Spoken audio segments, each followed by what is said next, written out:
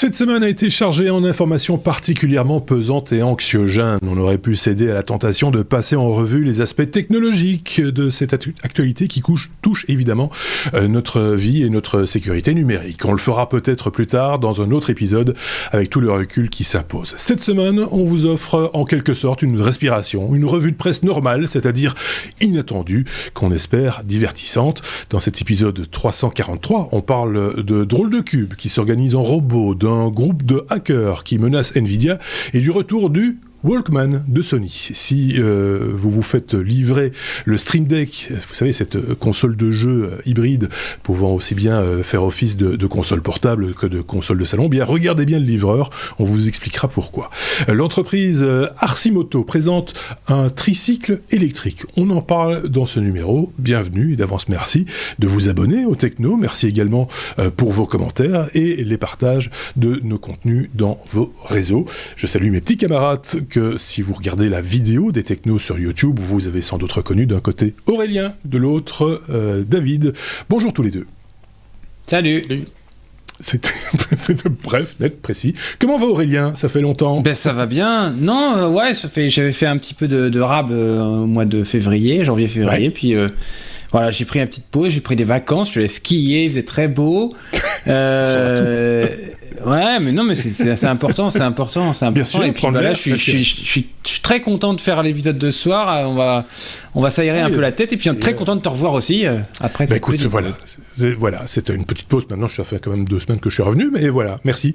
Merci David d'être là, toujours en Thaïlande. Ça va la température, la saison. On est dans quelle saison en Thaïlande ? C'est comment le climat en Thaïlande ? Voyageons un peu tant qu'on y est. Oh, il fait 28 degrés pour l'instant dehors. Ouais, mais très humide aussi. Donc oui, il est quasiment 3h du matin. Donc, oui, c'est ça. Il fait 28 degrés, ressenti 32. Ouais. C'est la période sèche, quoique il pleut anormalement beaucoup ces derniers temps, un peu comme la saison des pluies. On nous dit que ça va s'arrêter d'un jour à l'autre et qu'on va avoir un mois et demi entre guillemets d'été, c'est-à-dire très très chaud et relativement sec, mais bien que ce qu'on appelle sec ici, c'est très humide pour la Belgique. Oui. Donc voilà, il fait chaud comme d'habitude. Le point météo de Bangkok, Thaïlande. Oui, on l'a vu, hein, aussi, le climat se dérègle un petit peu aussi, donc des fois pas s'étonner de ce genre de choses. Bon, bah évidemment, on n'est pas là pour parler du beau temps ou du mauvais temps, vous l'avez compris, on est là pour parler techno, et vous l'avez compris aussi, nos petits camarades ont épinglé des news, il y en avait dans l'actualité cette semaine. Je vous propose de commencer par notre abécédaire habituel, et donc forcément la lettre A.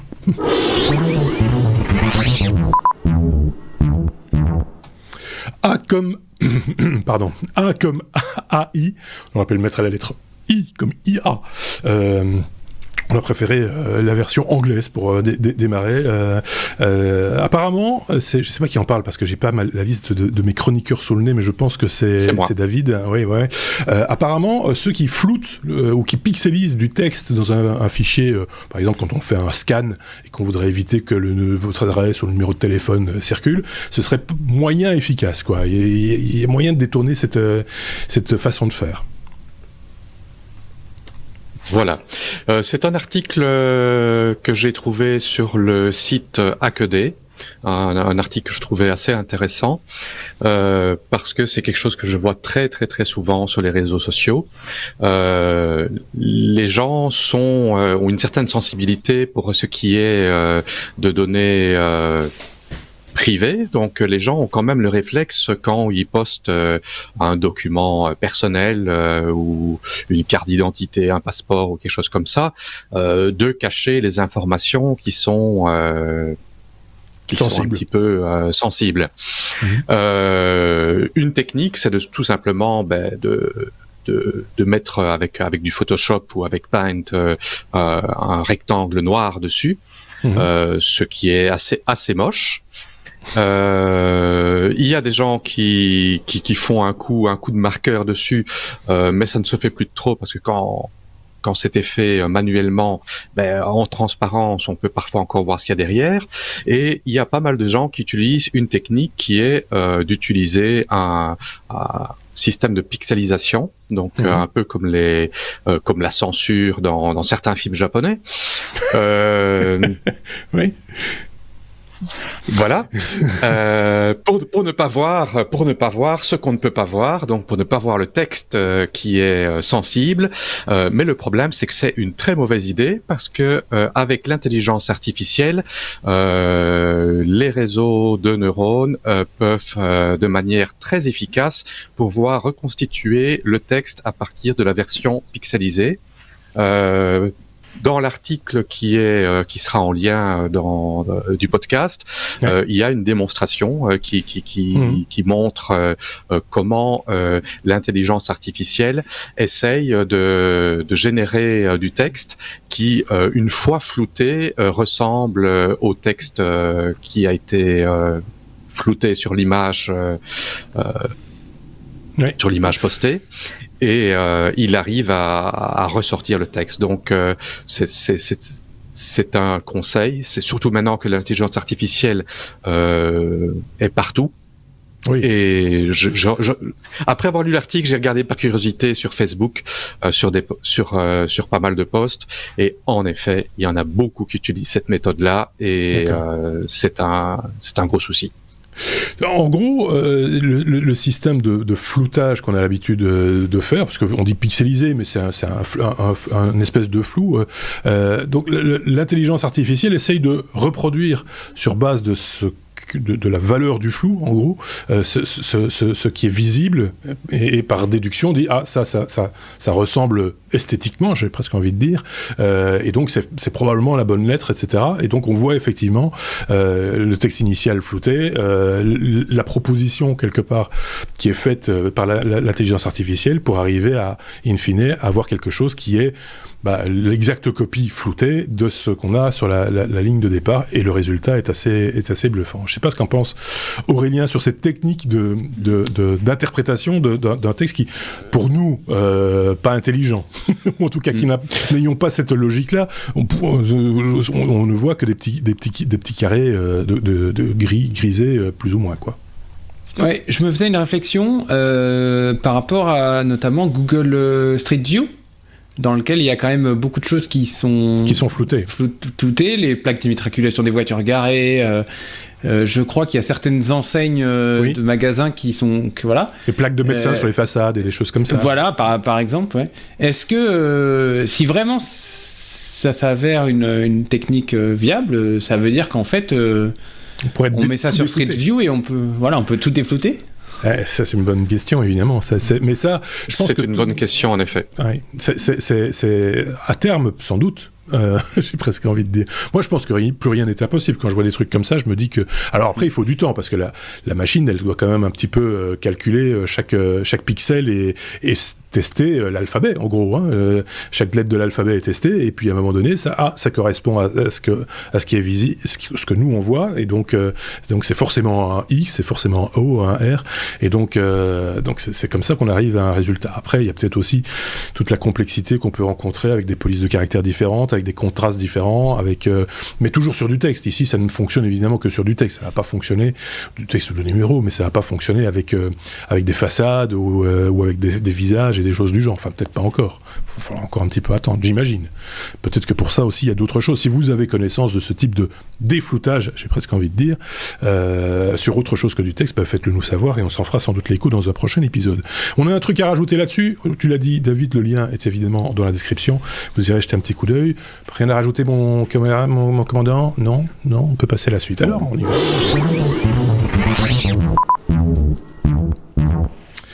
C'est un mot bizarre. Électro-voxel. C'est Aurélien sans doute qui va nous parler de ça.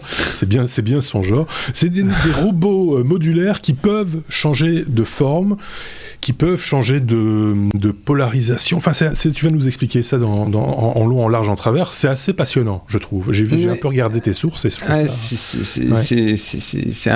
c'est assez marrant, ouais.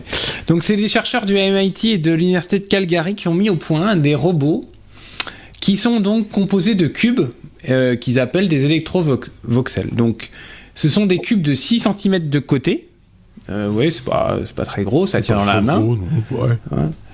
Et en fait, chacun de ces cubes a donc un certain nombre d'arêtes, et chaque arête est composée d'un noyau de ferrite et d'un bout de cuivre, un circuit en cuivre. Mmh. Et en fait, on se sert de ces électrovoxels comme d'électroaimants. Et donc, vous allez imaginer que chacun de ces cubes peut bouger l'un par rapport à l'autre de manière automatique, c'est-à-dire qu'on active ou on désactive des électroaimants et on va faire glisser, partant d'une base, on va faire glisser des électrovoxels les uns au-dessus des autres pour, par exemple, monter une tour, monter quelque chose. Donc vraiment, c'est l'élément central, c'est un cube, et puis en ajoutant 1, 10, 100, 1000, on peut arriver à faire quelque chose d'utile. Pour que ceux qui nous écoutent comprennent bien de quoi il s'agit, imaginez un cube, un cube filaire, on va dire, vide, mais juste où vous avez les arêtes, et les arêtes sont transformées en bobines, en fait. Enfin, ce sont des bobines qui peuvent être, en fonction de ce qu'on leur applique comme courant, être polarisées d'une manière ou d'une autre. Voilà. Ça c'est, vous imaginez le truc, et puis après, forcément, les pôles contraires s'attirant, ça crée des objets, quoi. Voilà, donc on peut les faire, on peut se faire repousser certains et attirer d'autres. Donc en fait, il y en a un qui tourne par rapport à une arête d'un autre, et puis comme ça, vous pouvez monter une sorte de tour, quoi. Ouais. Donc l'idée, c'est essentiellement pour le spatial, c'est de construire des structures temporaires pour faire de l'inspection d'engins, l'aide aux astronautes quand ils doivent réparer ou maintenir des équipements. Oui. Et donc ils ont fait leur les vidéos qu'on vous présente ont été tournées en expérience 0G avec un vol parabolique. Et donc ils ont un système logiciel qui permet donc de créer de la structure et de piloter jusqu'à 1000 cubes pour en faire quelque chose. Donc l'objectif, parce qu'on peut se dire mais pourquoi ils t'emmèneraient ça dans les stations, c'est qu'en fait un robot modulaire comme ça remplacerait plein d'outils ou d'objets, et donc du coup il y a un côté économie de place, économie d'énergie, économie de carburant, puisque ce truc-là est hyper modulaire et peut remplacer plein de choses. Donc voilà, pour l'instant, c'est vraiment à l'état de proto, c'est même pas envoyé encore dans les stations spatiales, c'est juste, ils font des essais dans le 0G. Ils imaginent qu'il y aura des applications sur Terre aussi, quand ce sera plus démocratisé. Mais c'est vrai que c'est assez bluffant à voir.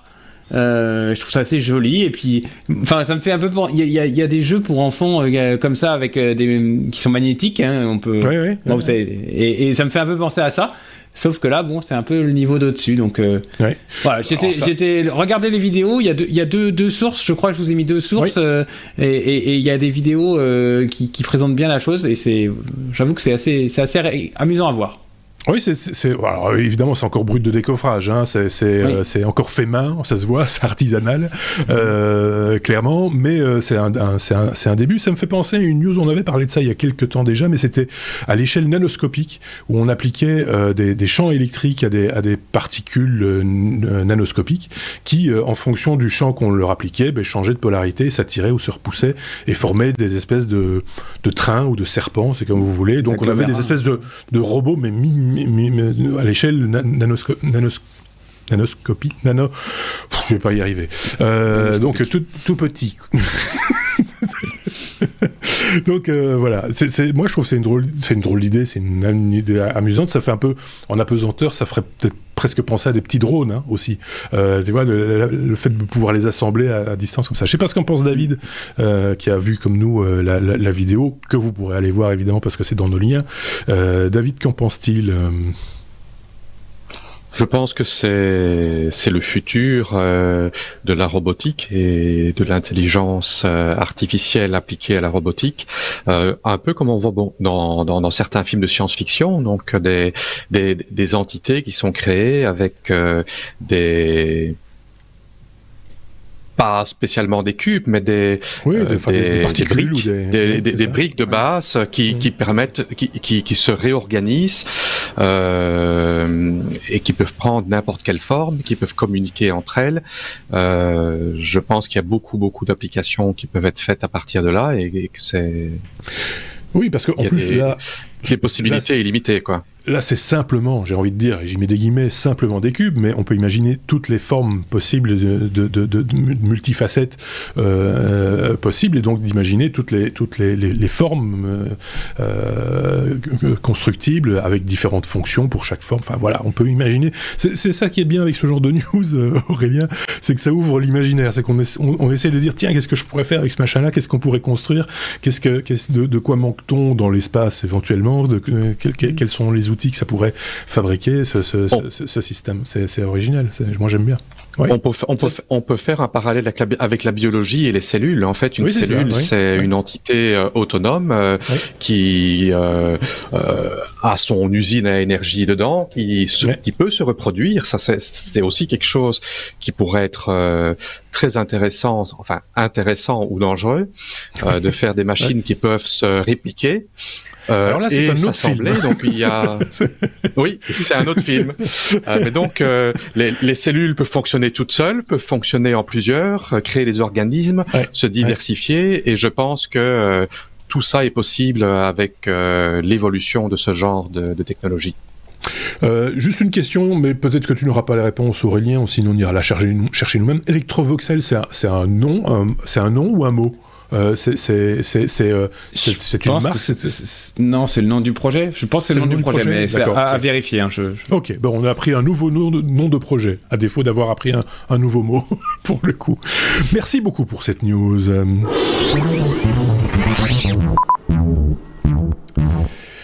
Épisode 343, la lettre G comme Google. Google se paye des startups dans le domaine de l'audio. Qui c'est qui en cause? Qui c'est qui en cause? C'est moi qui en parle. Ah ben voilà, c'est David. Vas-y, David. Donc ça fait 1 an et demi que Google apparemment se paye pas mal de startups audio, de brevets, de personnel spécialisé. C'est un article qui a été publié par Protocol. Qui explique cela.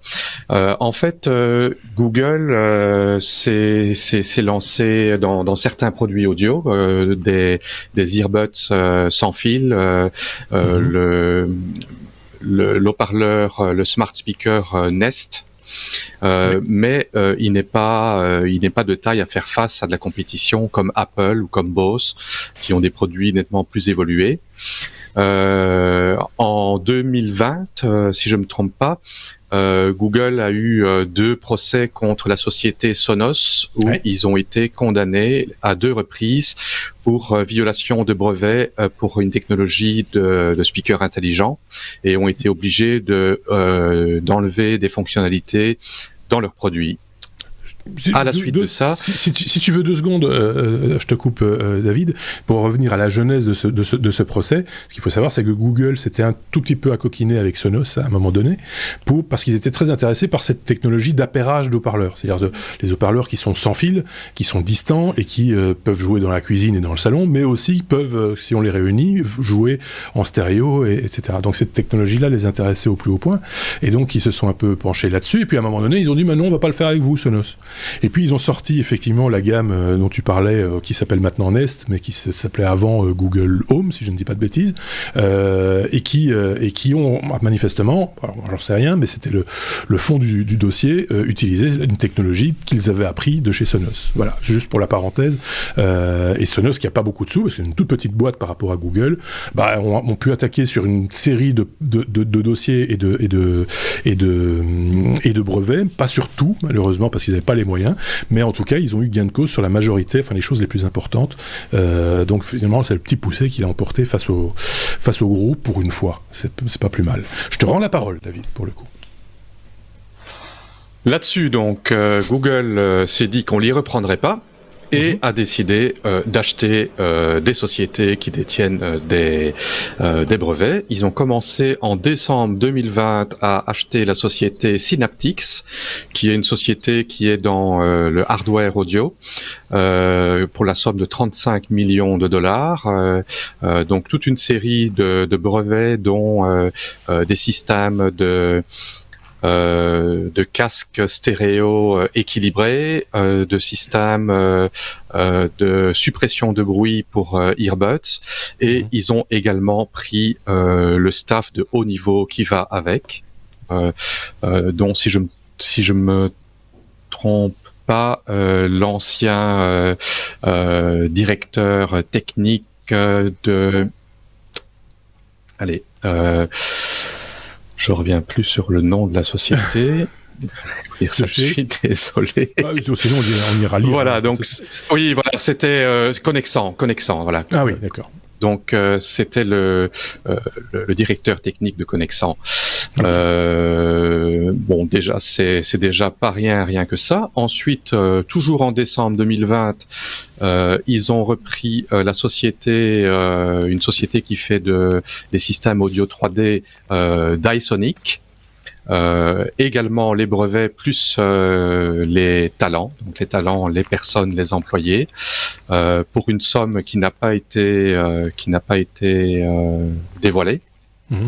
Société qui est spécialisée dans les softwares de positionnement 3D audio, ainsi que des systèmes de tracking de mouvement en hardware pour des casques. Donc c'est de la technologie de pointe. En 2021, ils ont racheté toute la propriété intellectuelle d'une start-up morte qui s'appelait RevX, qui faisait des appareils portables miniatures pour aider les musiciens. Donc ce sont des écouteurs qui permettent aux musiciens apparemment de faire des ajustements sur leurs moniteurs. D'accord. Donc, sur les moniteurs studio. Bon.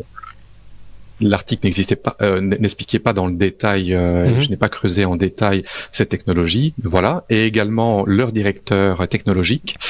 Et finalement, en mai 2021, ils ont racheté la société française Tempo pour 17,4 millions de dollars, qui est une société qui développe le premier système d'exploitation pour des earbuds sans fil. D'accord. Et cette société a des relations avec Motorola et TCL pour les systèmes sans fil. Donc voilà, Google donc s'arme de beaucoup de brevets. Oui. Mais j'ai l'impression que l'orientation se tourne, enfin je sais pas ce qu'on pense, peut-être qu'Aurélien va me rejoindre là-dessus, j'ai l'impression que quand de ce dont tu parles, ça rejoint un petit peu l'idée qu'on peut se faire de la version audio de la réalité augmentée. Donc je me demande s'il n'y a pas quelque part une envie d'avoir, d'être aussi de déployer une solution audio liée à de la réalité virtuelle, au casque de réalité virtuelle. Je sais pas ce que vous en pensez tous les deux, ou ce qu'en pense Aurélien.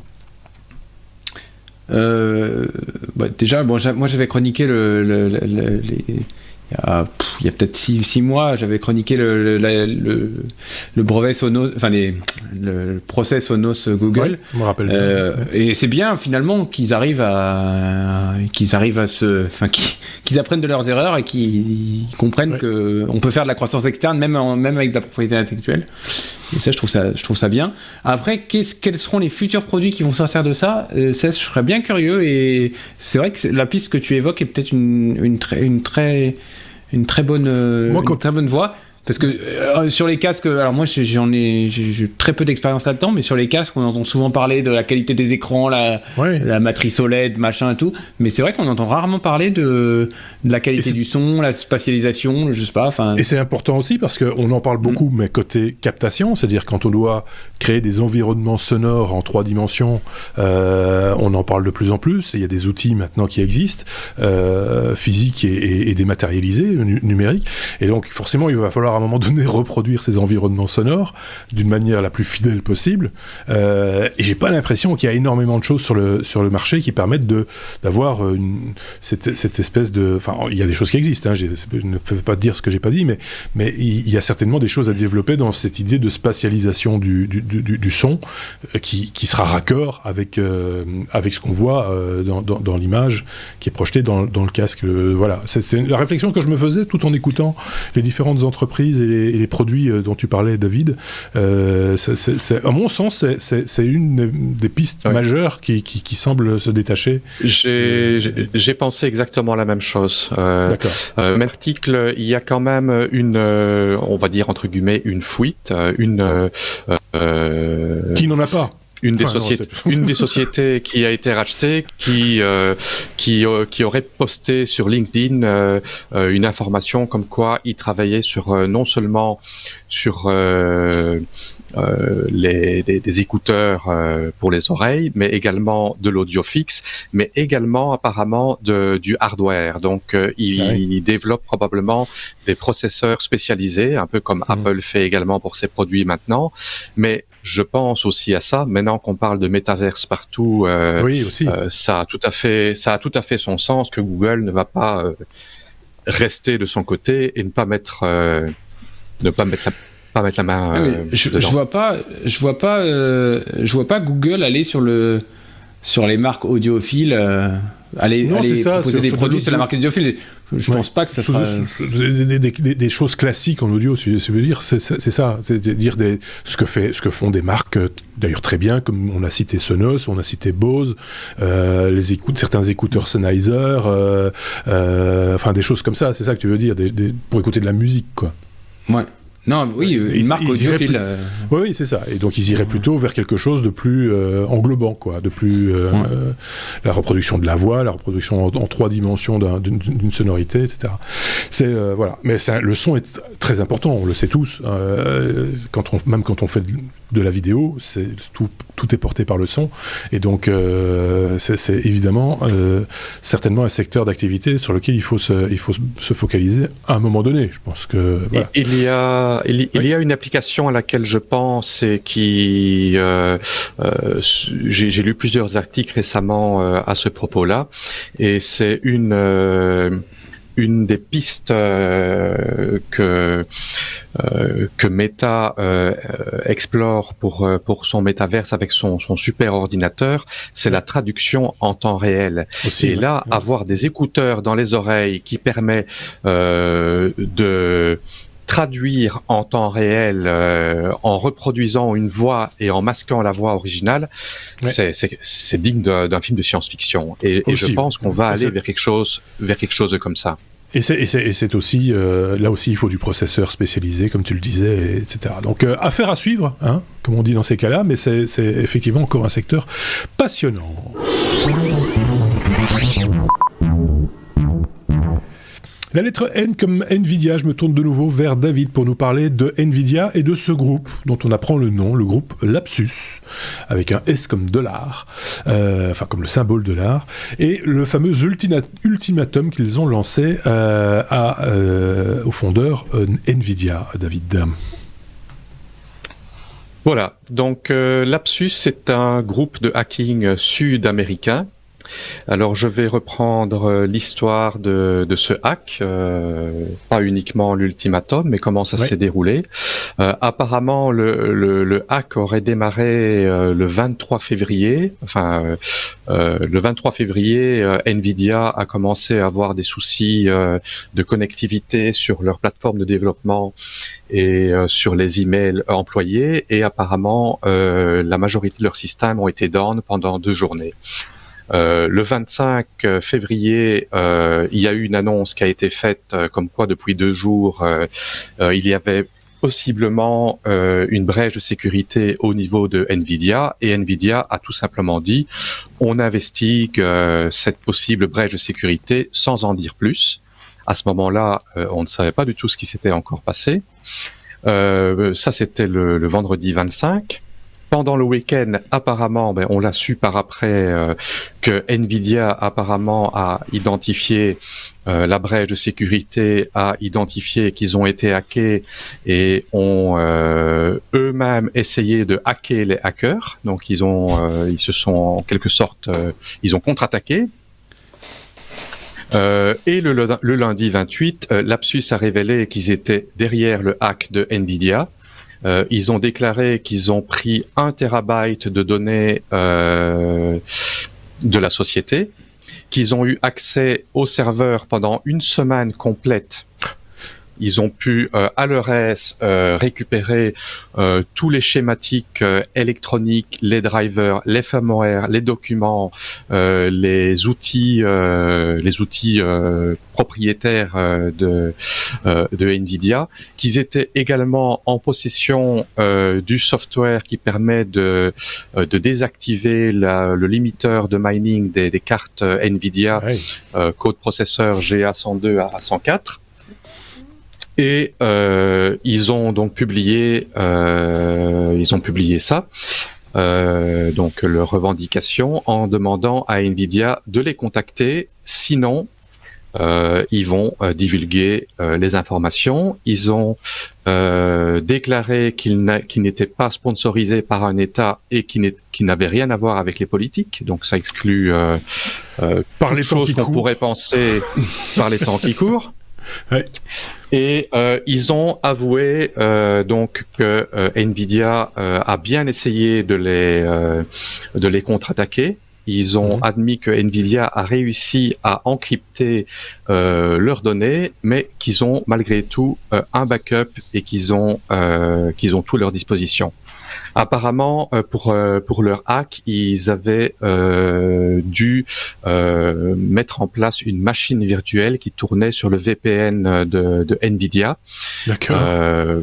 Pour passer à travers leur système de sécurité. Ouais. Et apparemment, Nvidia a contre-attaqué en accédant à cette machine virtuelle et ils ont encrypté toutes les données qui étaient dessus. Mais apparemment, trop tard, ils avaient déjà fait un backup et donc voilà, ils leur ont dit bien essayé, mais on a un backup de vos données. Oui, mais maintenant, c'est ça l'enjeu maintenant. Il y a une espèce de chantage qui s'organise de la part de. Il y a un chantage. Donc ils ont prouvé qu'ils avaient les données. Donc ils ont divulgué certaines données et ils vendent la pièce de software qui permet de bypasser les limites de hash rate des GPU. Pour faire du mining. Et ils ont déclaré qu'ils voulaient aider la communauté qui fait du mining et gaming. Et ils ont demandé à Nvidia de retirer les limiteurs LHR sur leur GPU. Sinon, ils allaient leaker le folder hardware de ce qu'ils ont volé. Alors, pour savoir, le folder hardware, ça comprend toutes les schématiques de leur processeur graphique. Donc ce n'est pas du software, on parle du hardware. Ici ce sont des secrets industriels. Oui, ce sont les fichiers Verilog. Donc c'est la description hardware des processeurs. Donc c'est quelque chose d'extrêmement sérieux. Et voilà. Ensuite, pas plus tard qu'hier, ils ont leaké le code source du système DLSS, donc le système de super sampling dont j'ai parlé lors de podcasts précédents. Et ils ont dit que finalement, après avoir examiné un peu ce qu'ils avaient en leur possession, ils ont une demande supplémentaire à Nvidia. Ils demandent à Nvidia de rendre leur driver graphique open source. Que les drivers graphiques sous Windows et sous Linux soient entièrement open source. En gros, ils demandent d'arrêter un business, d'arrêter de gagner de l'argent. Alors, sous le couvert de dire c'est pour aider les gamers, j'en doute très fort parce que à partir du moment où il y aura plus cette limitation, les mineurs les mineurs de crypto-monnaies vont se jeter de nouveau sur des cartes et donc il y en aura plus de disponibles pour les gamers. Donc c'est quand même, c'est juste, c'est du truandage, quoi, de bas étage, j'ai presque envie de dire. Mais de haut vol. Oui, c'est de haut vol. Et donc, ils ont mis un ultimatum à Nvidia. Nvidia a jusqu'à vendredi pour accéder à leur demande. Donc, je suis certain qu'ils demandent de l'argent derrière. Oui, ça m'étonnerait qu'ils n'en demandent pas. Mais bon, ils ne le disent pas. Mais si Nvidia ne se plie pas à leur demande, ils vont leaker tous leurs secrets hardware. Maintenant, entre nous, qu'est-ce qui les empêche de pas leaker leur secret hardware malgré tout, même si Nvidia se plie à leur demande. Ça, c'est toujours le même problème avec les prises d'otages. Hein. C'est une prise d'otage quelque part. Pour ce qui est de Nvidia continue la vie comme si rien n'était. Ils ont très peu commenté, ils ont quasiment rien commenté sur cette histoire, et ils ont dit les choses continuent, il y a absolument rien qui change par rapport au planning. Voilà, on verra ce qui se passe dans les jours qui viennent. Mais faut quand même qu'ils fassent gaffe parce que le lapsus pourrait être révélateur. Mais qu'il est drôle. C'est le nom de ce groupe de racketteurs. Il n'y a pas d'autre mot. C'est de la prise d'otage et du racket là. C'est ça. Voilà, on verra bien. J'imagine que c'est pas fini, parce que vendredi, il va y avoir un tournant quelque part dans cette histoire. Est-ce que Nvidia va plier et payer une rançon ou non? Quelle sera? C'est comme je vais faire comme dans les feuilletons. Quelle sera les suites données à cette affaire? On en reparlera sans doute, à mon avis, soit avec David, soit avec un autre chroniqueur dans un avenir proche. Je ne sais pas si tu avais encore un truc à rajouter, une information à rajouter là-dessus, David, ou pas. Non, on verra vendredi ce qui se passe. On va voir vendredi, et donc on vous en parlera certainement dans un épisode prochain. Merci David.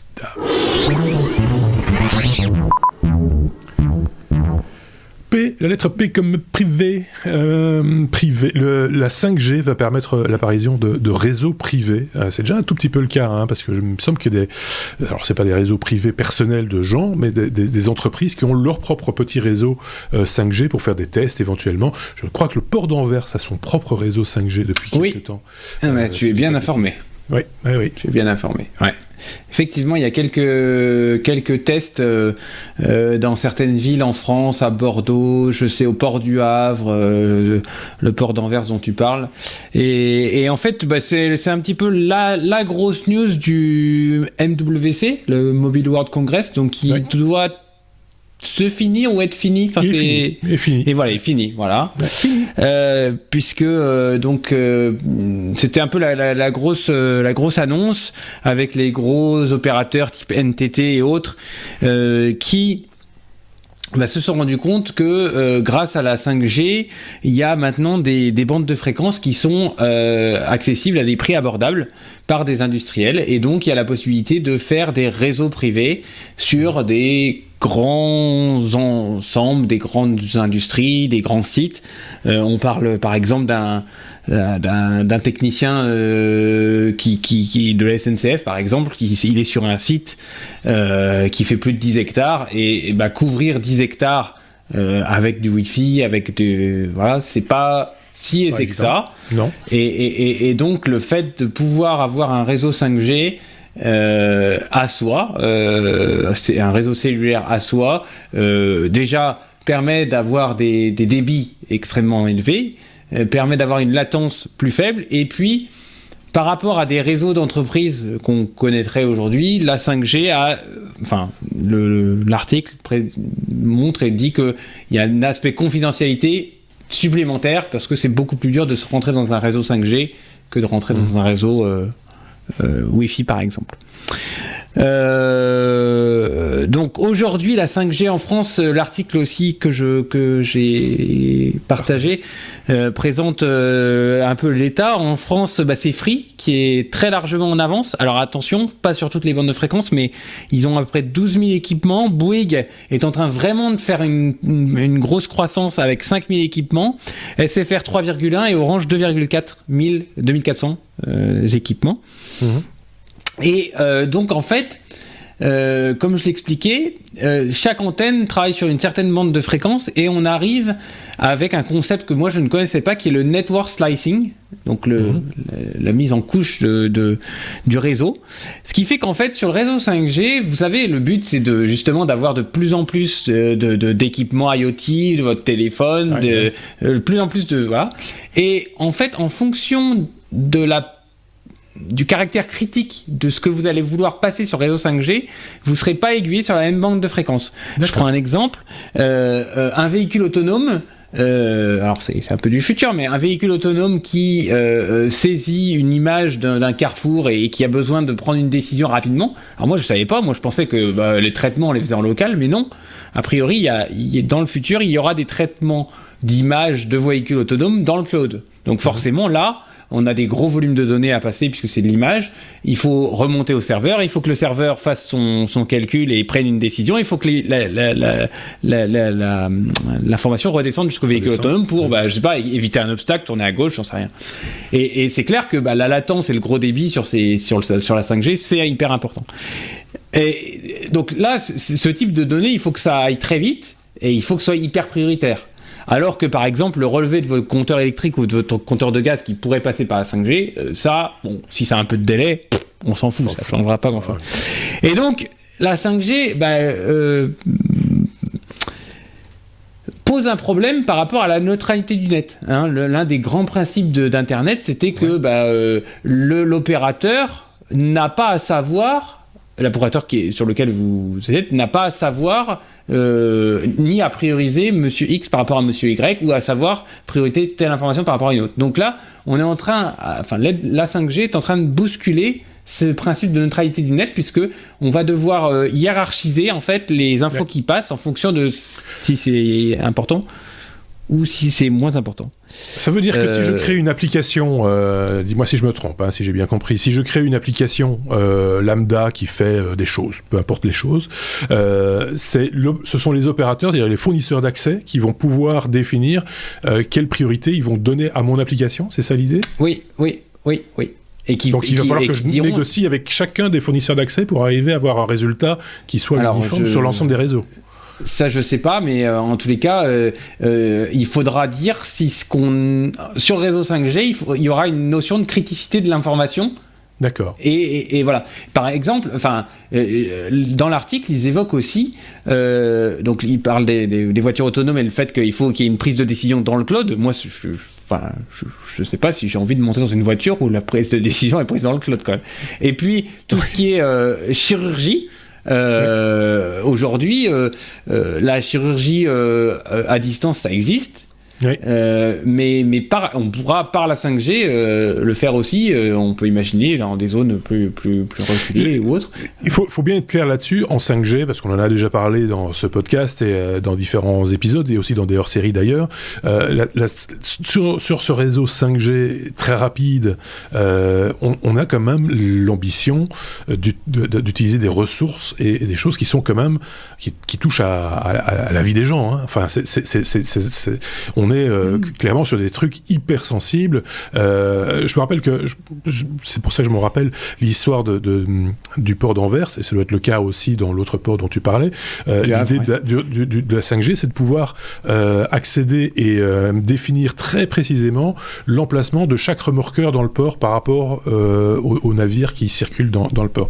C'est dire si il y a des enjeux économiques, mais aussi humains derrière, qui sont hyper importants. Et c'est le moindre bug là-dedans, la moindre latence peut avoir des conséquences tout à fait dramatiques. Donc c'est assez surprenant que ce soit confié de manière un peu indirecte aux fournisseurs d'accès, parce que voilà, ils ont la main quand même sur une part de fiabilité des applications que l'on veut faire sur le réseau, quoi. Ouais, mais souvenons-nous d'il y a quelques années, je crois que c'est Orange qui avait été épinglé parce que le service des secours était off pendant... C'est pas vrai, c'est pas faux. Ouais. C'est pas vrai. C'est vrai. Mais c'est pas faux, effectivement. Ouais. Donc, il y a aussi des données critiques qui passent par ces réseaux-là. Ouais. Faut pas, Oui, tout à fait. Souvenez-vous, il y avait eu des morts. À chaque étape et à chaque technologie, effectivement, il y a quelque chose de critique. Mais ici, on atteint des niveaux critiques. À chaque technologie, forcément, le monde évolue, mon bon monsieur. Et donc voilà. Une opinion peut-être du côté de David, je ne sais pas si tu as quelque idée ou réflexion à faire par rapport à ce qui vient d'être dit. Ça me fait peur d'un traitement dans le cloud, en effet, pour des véhicules, parce que derrière la 5G, il y a un réseau Internet derrière, et des pannes Internet, ça arrive régulièrement. Il suffit que l'opérateur ait des problèmes de routage, même sur des grands réseaux. On voit ce qui s'est passé avec OVH, ils ont quand même eu quelques petits soucis. Oui. Voilà, ça fait peur. Oui, c'est J'espère qu'il y a des systèmes de backup en interne et que dans le cas où le cloud est down, il y ait un fallback qui n'est peut-être pas aussi performant que le système cloud, mais qui permet d'être en sécurité. Les gros boutons rouges, tu vois, les gros champignons. Il y a un monsieur qui attend, si ça merde, il pousse dessus. Il donne un grand coup sur le gros bouton rouge pour tout stopper. J'ai un gros doute sur cette histoire-là, mais tu as raison de le mettre en évidence. On confie quelque part beaucoup de choses très critiques à de la technologie, et on sait tous, et vous les premiers les gars, que la fiabilité est très relative, tout dépend il y a tellement de paramètres qui rentrent en ligne de compte qu'à un moment donné ça devient difficile de pouvoir jurer sur tout ce qui se trouve autour que ça n'arrivera jamais et qu'il n'y aura jamais de bug. Oui, et quelque chose qui est aussi très inquiétant avec ce genre de technologie, c'est que c'est technologie radiofréquence et qu'il y a toujours une possibilité d'une attaque avec un brouillage de fréquence. Oui. Et la 5G n'est pas une technologie qui est imperméable à un brouillage actif. Donc c'est... Oui, ça pose plein de questions, en fait. Quelqu'un de mal intentionné, et je vais dire, ça n'a pas besoin d'être quelqu'un qui ait accès à des technologies chères, parce que n'importe quel électronicien d'un certain niveau est capable de fabriquer un brouilleur de fréquence qui bloque la 5G. Un ampli d'une centaine de watts en fréquence radio, c'est très facile à obtenir, et avec ça, il y a moyen de semer la pagaille. Quelques centaines de watts, c'est déjà beaucoup par rapport aux émetteurs qu'on a dans les villes, sur les antennes des immeubles, où ils sont quand même limités en puissance. Le maillage est quand même très serré, donc ce sont des émetteurs peu puissants, et donc très localement, on peut facilement bloquer tout un pâté de maison. C'est pas... Donc voilà, affaire à suivre. Les deux articles qui vous sont partagés en description sont issus du Journal du Net, et comme d'habitude avec le Journal du Net, c'est assez bien fouillé, et l'un des articles est d'ailleurs très détaillé, avec même les smartphones du marché actuel, à un moment donné, enfin un moment T, compatible 5G. Ça paraît idiot comme ça, mais c'est des fois les questions qu'on se pose quand on doit renouveler son propre smartphone, de se dire j'espère qu'il sera compatible 5G, parce que c'est quand même là maintenant, il faudrait quand même pas se mettre déjà en retard technologiquement. Donc voilà, ceci étant dit, on rappelle quand même que la 5G, on l'a déjà dit et répété, c'est plus utile pour le type d'application dont on vient de parler que pour passer un coup de téléphone. Faut être très très clair là-dessus. C'est pas tout à fait le même usage, donc voilà. On a fait le tour de cette question, je pense. On était donc à la lettre P comme privé, et on a bien digressé, mais c'était intéressant en même temps.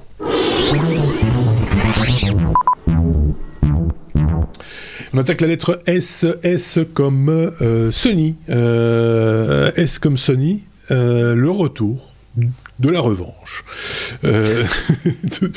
J'ai envie de dire 2 ou 3, la revanche 2 ou 3, ou même peut-être 5, du fameux Walkman, qui s'adresse... Alors moi, c'est une phrase qui m'a fait rire, et je l'ai reprise, mais j'ai mis, moi, des guillemets, parce qu'un des articles partagés par nos amis chroniqueurs, il était dit, Sony s'adresse maintenant à une clientèle haut de gamme. Non, c'est pas la clientèle qui est haut de gamme, c'est l'appareil qui est haut de gamme. La clientèle qui va acheter ce type d'appareil n'est pas haut de gamme. Ça, on me le fera pas croire. Alors, mais je vais te laisser parler. Juger de la qualité du client par le produit, ça me gêne toujours un tout petit peu. Mais voilà, Aurélien, vas-y. Ok, bon. Donc le Walkman, vous vous souvenez, une petite boîte, on mettait des piles, et on mettait un casque, on mettait une cassette dedans, tout ça. Ouais. 70 ans en 2016, il a fêté ses 70 ans en 2016, et comme tu le disais, et je le savais pas, en 2016, ils ont ressorti des Walkman avec un système d'exploitation propriétaire et tout. Bon, à mon avis, ça n'a pas trop trouvé le... Et je me permets de rajouter, la marque Walkman, l'appellation Walkman a même été apposée sur des smartphones Sony Ericsson.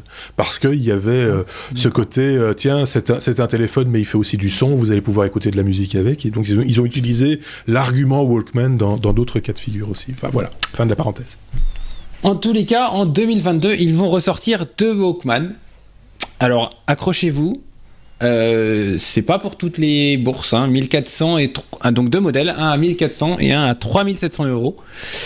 Et bon, alors l'article que j'ai épinglé se vante d'une qualité sonore élevée. Je vais rester modéré. Oui. Donc, alors je vais pas m'amuser à vous dire que c'est le WM1AM2 et le WM1ZN2.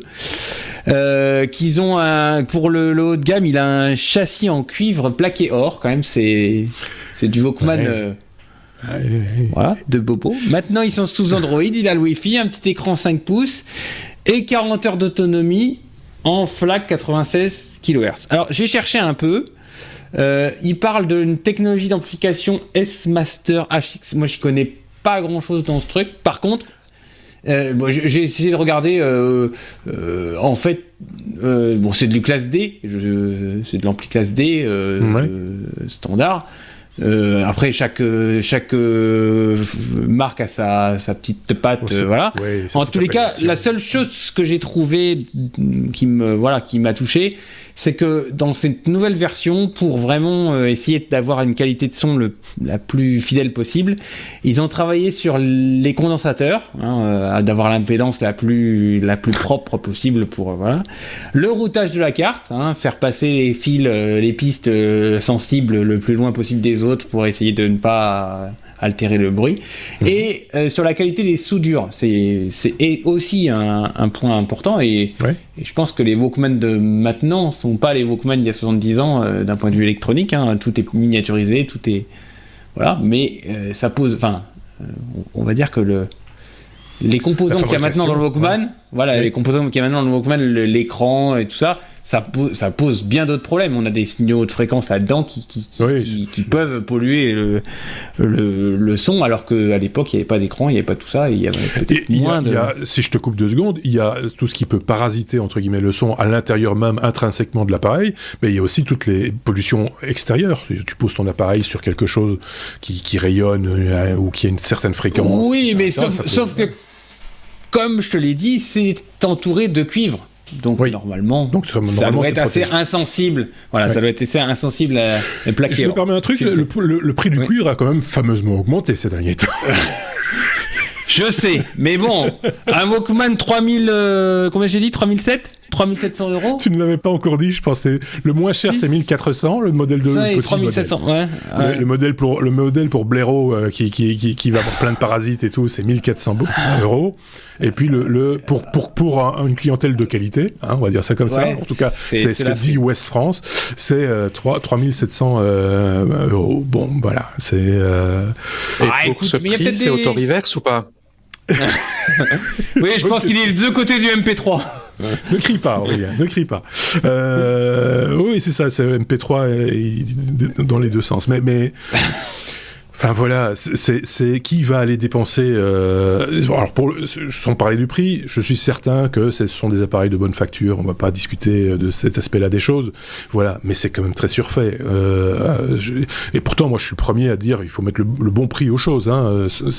C'est clair que quand je vois des fois des appareils pour écouter de la musique à quelques dizaines d'euros, je dis attention, quoi, stop, arrêtons, quoi. C'est pareil avec les écouteurs, etc. Mais là, on est quand même dans une forme c'est inverse, quoi. Non? Oui, non, mais je suis d'accord, mais alors, ceci dit, je trouve qu'aujourd'hui, Vas-y.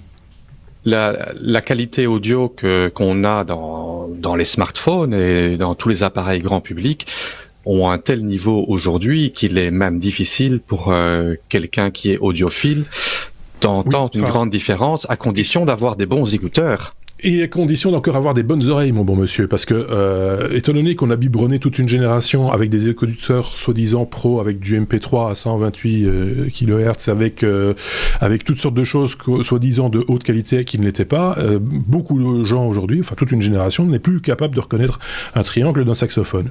Donc, tout ça est très, très relatif, j'ai presque envie de dire.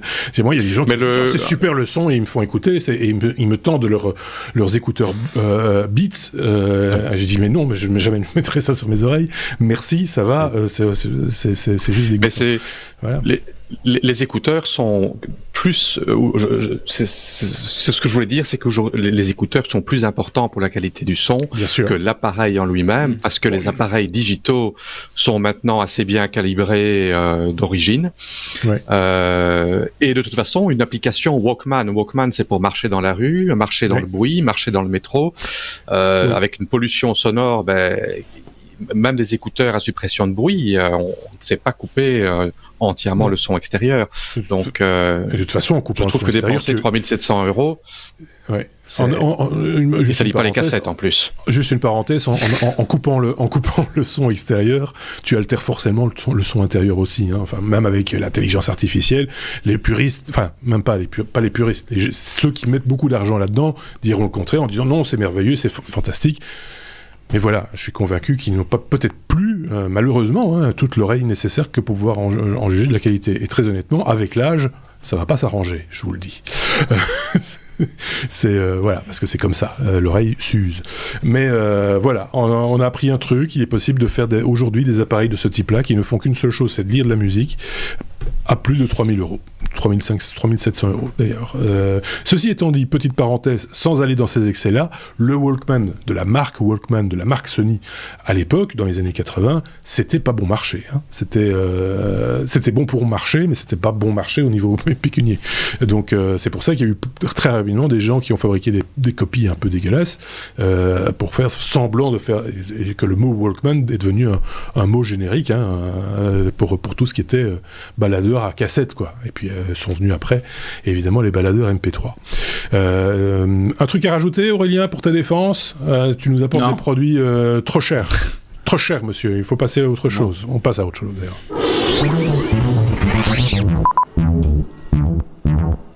On passe à Valve, fabricant, la marque Valve qui fabrique cette console de jeu dont je parlais en générique, qui s'appelle donc le Stream Deck, dont on a déjà parlé ici, et je pense même que c'est David qui en a parlé, parce que c'est souvent lui qui parle de jeux vidéo, parce que tous les autres, moi y compris, et moi peut-être le premier, j'y touche rien aux jeux vidéo. Soyons très très clairs. Mais je sais ce que c'est Valve et je sais ce que c'est Stream Deck, donc on va en parler, David. N'aie aucune crainte, on parle de ça. Dis-nous tout. Voilà, donc j'ai épinglé 2 petites nouvelles à propos de Valve. Donc, avant de parler de la Steam Deck, je vais parler de la nouvelle qu'en fait Valve serait plus qu'heureux d'aider Microsoft à mettre leur PC Game Pass sur Steam. Steam, c'est la plateforme de Valve de vente de jeux vidéo pour PC. Ils sont en discussion avec Microsoft. Je trouve que c'est très positif parce que Microsoft ont leur Game Store, dans le Microsoft Store, ils vendent leur Game Pass pour PC et pour Xbox. Qui a un système de souscription. Donc, pour une souscription mensuelle, on a accès à une centaine de jeux de top niveau. Ici, Steam, Valve, dit que ils n'ont aucun souci à faire un partenariat avec Microsoft et de proposer le PC Game Pass sur leur plateforme Steam. Que eux, de toute façon, n'ont pas l'intention de faire un système de souscription et qui n'ont pas envie de faire de la compétition à Microsoft pour un Game Pass pour console ou sur PC. Évidemment, à côté de ça, il y a un enjeu financier, c'est que Steam prend une commission de 30% sur ce qui est vendu. Ouais. À partir de 50 millions de dollars, ils font baisser la commission à 20%. Mais je trouve que c'est bien dans un monde où il y a tellement de compétition et où les gens les sociétés se tapent sur les uns sur les autres. Je trouve que c'est sympathique d'avoir une petite collaboration et que ouais. Okay. Ça serait sympa que Microsoft de l'autre côté rende l'appareil. Donc ça c'était une news sympa. Une news, alors je mets à culpa hein, parce que j'ai cette déformation, j'ai tendance à dire Stream Deck alors que c'est Steam Deck et non pas Stream Deck. Stream Deck c'est autre chose, c'est un clavier, voilà. Mais voilà, Steam Deck, je voulais juste faire cette correction parce que j'avais dit une grosse bêtise. Une autre info concernant justement cette fameuse console de jeu. Oui, et la deuxième nouvelle que j'ai trouvée très très très sympathique, d'ailleurs l'article qui sera en lien du podcast à une vidéo où on voit en fait Gabe Newell qui est le patron de Valve. Ouais. Qui livre des Steam Deck donc lui-même je pense que c'est dans la région de Seattle. Alors, évidemment il va pas le faire en Europe. Non. Mais donc il va et il faut savoir que quand lui a commencé à travailler, il a commencé à livrer des journaux et il a été livreur je pense que c'était pour une société de c'est pas DHL, c'est peu importe, c'était une société de livraison, quoi. Une société de courrier comme ça, donc ouais, il a commencé comme livreur et ça lui rappelait un petit peu ses premiers boulots.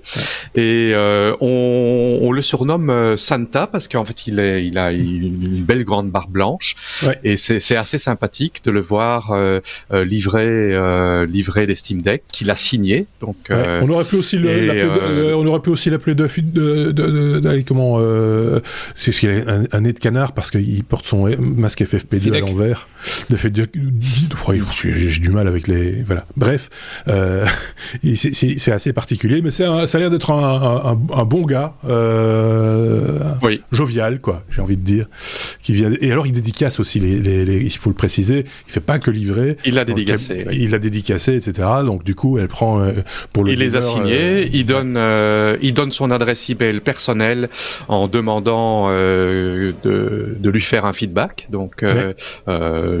Dites-moi ce que vous aimez, ce que vous aimez pas. Ouais. Et la présentatrice, la journaliste qui l'accompagne, parce que c'était qu'une équipe de caméras, bien sûr, qu'ils ont été faire leur tournée, lui posait la question, mais vous ne lisez quand même pas tous vos emails. Il a dit si, je lis mes emails, je mets un point d'honneur à ça. Je reçois entre 500 et 1000 emails par jour, mais je le lis tous. J'imagine qu'il en lit probablement certains en diagonale, mais je trouvais ça très sympathique et dans le monde où on vit aujourd'hui, c'est sympathique de voir quelque chose comme ça qui fait des choses humaines, qui est plein de bonne volonté. Et en même temps, c'est une belle opération marketing. Il faut bien le reconnaître aussi. Hein. Faut être de bon compte. C'est clair aussi. Aurélien avait levé le doigt très scolairement, comme d'habitude. Ouais, je veux savoir si j'achète une Tesla, Elon Musk peut venir me la livrer. C'est pas le même genre de gars. Surtout qu'il ne la dédicace pas. Si tu habites sur Mars, oui. Si tu habites sur Mars, il vient la livrer. Oui, c'est ça. Ou quelque part ailleurs dans l'univers, parce que voilà. Mais ça va prendre du temps. Ok. Bon, ben voilà, on a fait le tour de cette question. On retiendra donc son nom. Si vous ne le connaissez pas, c'est Monsieur Gabe Newell, le Père Noël des gamers. C'est une news que vous retrouverez bien entendu dans la description avec les liens dont on a parlé et les vidéos dont on a parlé aussi. Allez, pour conclure cet épisode 343, V, la lettre V comme vélo. Et c'est pas vraiment un vélo en fait, c'est un tricycle, donc ça a un nom. C'est la société Arcimoto qui a mis au point ce tricycle un peu original. J'ai envie de dire, Aurélien, un peu, parce que ça me fait penser à certains scooters qu'on appelle les MP3, je sais pas si tu vois, avec deux roues à l'avant, comme ça va parler aussi à ceux qui nous écoutent et qui vont comprendre donc du coup que le tricycle, c'est pas avec des petites roues derrière, mais avec des grosses roues devant, en fait. Exactement. Donc c'est la société Arcimoto, société de l'Oregon, donc des Américains, qui sortent le Lean Machine, la MLM. Donc c'est un tricycle, comme tu l'évoquais, avec 2 roues à l'avant motorisées et une roue à l'arrière également motorisée. Et alors c'est assez particulier parce que déjà vous pouvez dans votre donc c'est électrique, et dans votre garage vous pouvez pédaler pour faire recharger la batterie sans faire avancer le vélo. C'est pas mal. C'est bien. La petite vidéo que vous, voilà, ça vous permet de faire, voilà, ça remplace votre appareil de cardio. Le soir, vous pouvez transpirer un peu pour recharger votre batterie pour le lendemain. C'est le premier véhicule électrique que je vois comme ça. Hein. Mais moi, je trouve ça loin d'être idiot, hein, très honnêtement. Le double usage, c'est juste parfait, quoi. C'est malin. Donc, une fois sur la route, donc vous vous inclinez comme les motos dont tu parlais là. Vous vous inclinez dans les virages. Pour tourner, et donc ça apporte la stabilité du 3 roues mais la maniabilité du 2 roues. Dans la vidéo ils montrent même qu'ils vont sur des chemins c'est de la montagne, mais voilà, ils font du vrai vélo. Alors je vous ai mis en lien aussi le site internet de Arcimoto, là, ça a l'air d'être vraiment allumé les mecs, parce que ils font ils font des véhicules vraiment bizarres. En tous les cas, qu'on voit pas tous les jours. Donc ils ont un véhicule qui s'appelle le FUV, Fun Utility Vehicle. C'est, alors pour décrire, c'est toujours, il y a 2 roues à l'avant, une roue à l'arrière, et ça rappelle un petit peu le Twizy. C'est-à-dire vous avez 2 places, l'une derrière l'autre, en tandem. Et par contre, c'est avec un guidon et pas un volant comme la Twizy. C'est un peu comme électrique. La Twizy. C'est hybride entre la Twizy, mais avec la hauteur de ce scooter de BMW, là, je ne sais plus, je sais pas comment, ou quelque chose comme ça. Je sais pas comment. Qui est en fait un scooter couvert, en fait, avec une espèce de bulle au-dessus. C'est un peu le même principe, ouais. Donc c'est en précommande, vous pouvez le précommander contre $100 parce que le prix n'est pas connu, donc voilà, vous mettez $100 et vous verrez si. Et je vous invite. Attends, tu parles du tricycle. Parce qu'ici, le véhicule dont on vient de parler, je te coupe 2 secondes, c'est quand même 17 000, presque $18,000 en fait. Dollars, et ils en ont un autre, toujours sur le même principe, avec une à la place du deuxième passager, c'est un truc de livraison, donc vous pouvez, livrer comme ça. Puis il y a une version Roadster, il y a une version, enfin vous pouvez faire plein de choses. Ne mélangeons pas tout, parce que ça c'est le véhicule. On va revenir sur le tricycle. C'est le tricycle, si tu veux. Écoutez, sur le tricycle, ils annoncent 320 km d'autonomie aussi. Alors ça m'a paru énorme. Combien 320. Si tu t'arrêtes de temps en temps et que tu pédales pour recharger la batterie. Oui, peut-être, mais bon, ça me paraît bien. En tous les cas, si vous aimez les véhicules, les vélos électriques, les modes de déplacement un peu alternatifs, allez voir ça, c'est juste top. Les vidéos sont belles, ça donne envie, franchement. Je pense qu'on peut pas en avoir en Europe. Non, c'est pas en Europe. Mais il y a pas moyen d'avoir. En Finlande, ils distribuent. Il n'y a pas moyen de les avoir dans tous les États-Unis non plus, par contre, apparemment. Donc, c'est assez localisé, on va dire, mais bon, on peut se déplacer, hein. Si on a des sous. Je ne sais pas si on peut importer un truc comme ça. Bon, j'imagine que oui, il faut le faire homologuer, et puis c'est tout. Ça n'a pas l'air d'être très... Alors après, il faut regarder l'intérieur et tous ces machins-là, mais ce sont des véhicules qui me semblent pas non plus totalement exotiques, quoi, hein, même si c'est original. Voilà, ça me semble bien conçu et robuste. Donc voilà, chacun jugera. On verra, mais en tous les cas, marrant. Moi, ça m'a bien fait rire. Assez, tout à fait atypique. Amusant. J'ai envie de dire amusant.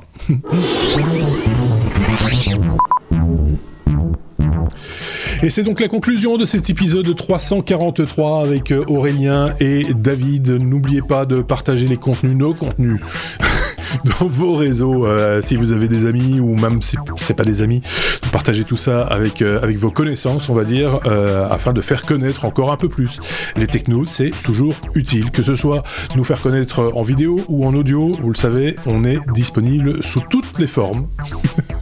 et sur tous les canaux et dans toutes les bonnes applications qui se respectent. Merci en tout cas à tous les deux. Merci Aurélien, merci David. On va se retrouver bien vite. On va se retrouver pour simplement pour le bonus, parce qu'évidemment ils ont pas tout dit. Il reste des choses à dire et donc on parlera de 2-3 petites choses dans un bonus qui ne fera pas plus de 15 minutes, même peut-être moins. On verra bien.